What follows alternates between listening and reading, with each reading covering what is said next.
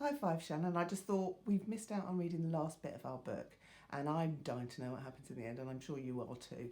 So I'm going to read you this. Obviously, I don't want you to see me all the time, and you don't want to see me all the time. So what I'll do is I'll film the pages as I'm reading them. Okay, here we go. Okay, here we go. We're going to start at chapter 9, Richard the Lionheart. When Friar Tuck returned from his pilgrimage a few days later, he was not alone. The one young man he had brought with him seemed sunk in a deep sadness. He stared about him in bewilderment as the outlaws crowded round him. "Who are you? Who is he, Tuck?" they asked. Friar Tuck waved them away with his sword. "Leave him be," he cried. It was then that he noticed that many of the outlaws were bandaged, that others lay stretched out under the trees. "Oh, God, what has happened here?" he said, suddenly alarmed. Marion was bending over one of the wounded. "Robin? Is Robin hurt?" cried Tuck, and much to his relief he saw Robin part in the crowd to get to him. The two friends hugged each other. "It's so good to have you back, Tuck," said Robin, and Tuck held him at arm's length, looking him up and down. "Not a scratch on me," Robin laughed. "Good as new." "But there has been a fight, hasn't there? What happened?" And Robin told him the whole story from the beginning, blow by blow. Friar Tuck listened in silence, his brow furrowing the whole while in fury. "The Abbess of Kirkley? It could be no one else," he said. "I told you about her, the sheriff's sister and Guy of Gisborne's lover. Had I been there, I would have known her. I'd know her anywhere. Fiendish witch that she is. Let me just come within a sword's length of her, by God's good grace." He shook his head. I should have been here. Only Marion seemed to be able to comfort him. "It's over, Tuck," she said. "What is done is done. Martin is safe, and the sheriff and his men stay inside the walls of Nottingham, too frightened even to come out. Better still, you're back home safe and well. We have missed you, Tuck. We didn't think we would, but we did." As the laughter died away, the young man whispered something into Tuck's ear. Tuck nodded and looked around anxiously.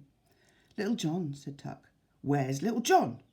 He grasped Robin by the arm. "He's not one of the 35. Tell me he's not." "Don't worry, he's fine," said Robin.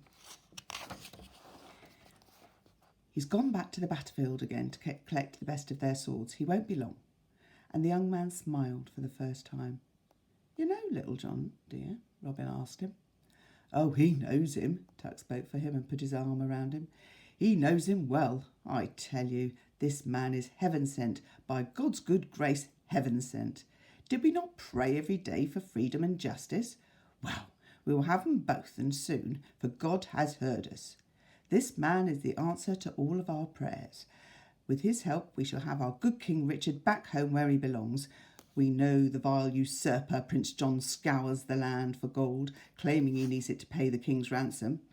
But we know, too, that the last thing in the world he wants is his brother back on the throne. Why else does Richard still languish in his Austrian dungeon after all this time? And it was not because of this that we collected the ransom ourselves and hid it away in our cave chapel, ready for the right moment. Now, by God's good grace, the right moment has come. We will pay the ransom and fetch back our king." "But how? No one knows where the king is," said Robin. Friar Tuck smiled. "This man does. Tell them, Blondel, my friend, how you found good King Richard. Tell them how you did it." The young man hesitated, looking to Friar Tuck for reassurance. "Don't worry yourself. They're an ugly bunch, but they're not as savage as they look. Speak up. Tell them what you told me in Canterbury." And so Blondel began. "I am Blondel. I am the king's minstrel. I was with him in the Holy Land. At the end of each day he always loved to hear me sing, and one song in particular he loved.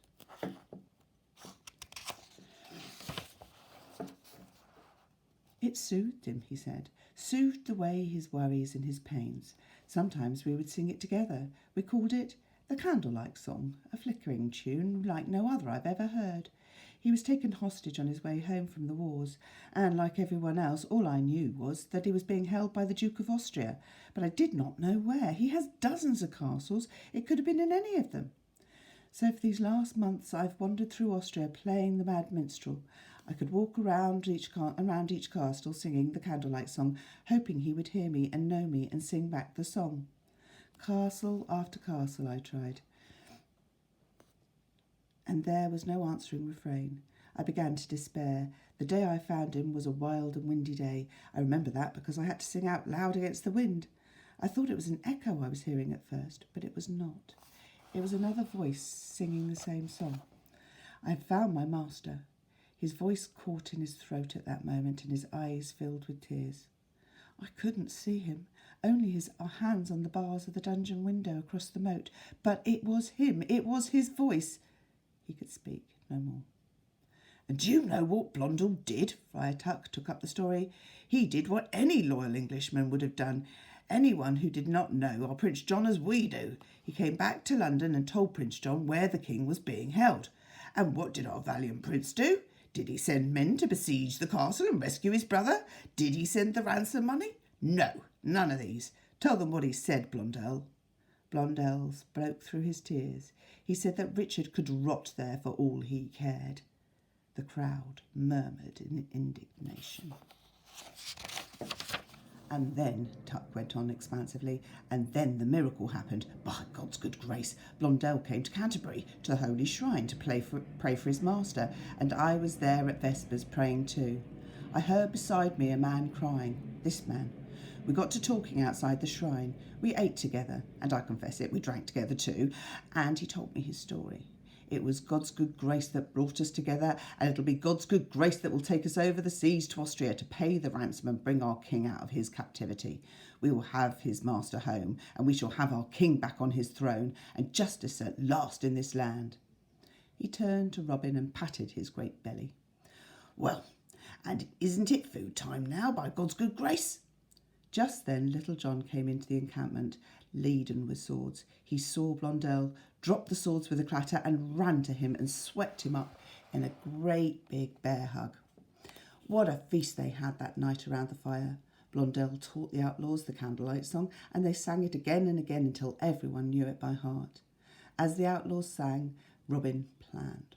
With Will Scarlet and his father and Marion and Little John and Much and Tuck, he devised how they might bring Richard safely back to Sherwood. All knew that there was no time to lose. The king would die in his dungeon. Prince John could pay the ransom before them and have him murdered.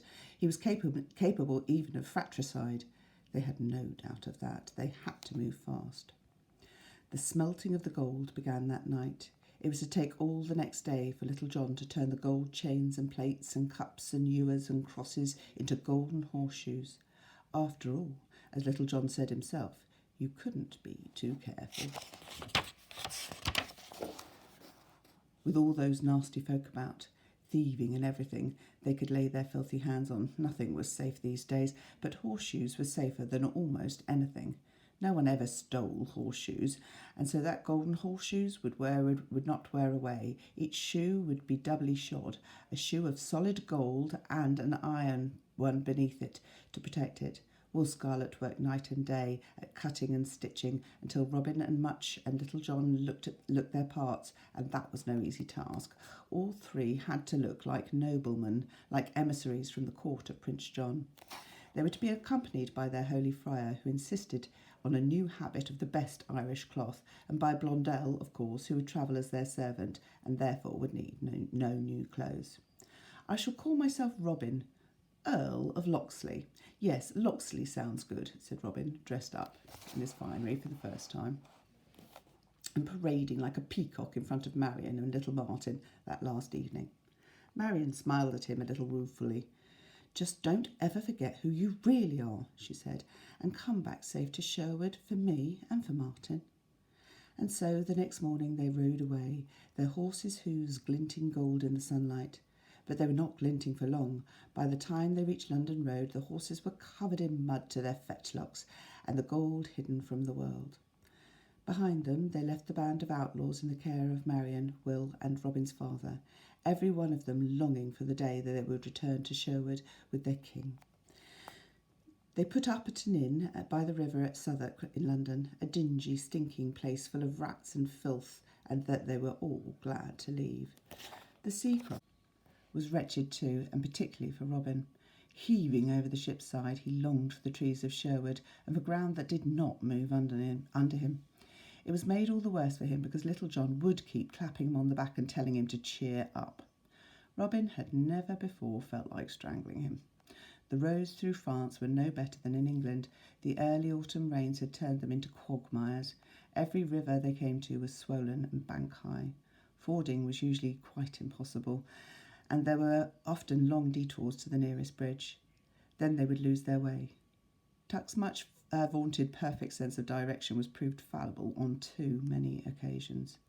Every morning and evening Little John checked the horses' golden shoes, all 20 of them, to be sure that none had worked themselves loose. Being of softer metal, they flattened out more than iron shoes, but they were tailor-made to each hoof, and with a few nails from time to time they lasted well enough. Weary and saddle sore, it was a journey of 4 long weeks before they reached Austria and the Danube. When at long last Blondel saw the castle rising from the valley floor in the bend of the river, their sense of elation and relief banished at once at all thoughts of exhaustion. "That's the place," cried Blondel. "I've dreamt of it night and day."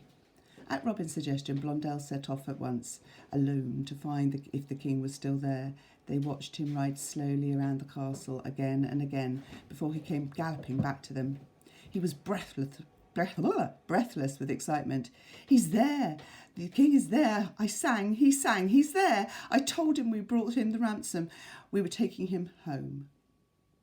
Okay, guys, I'm going to stop there for a little bit, and I will carry on tomorrow.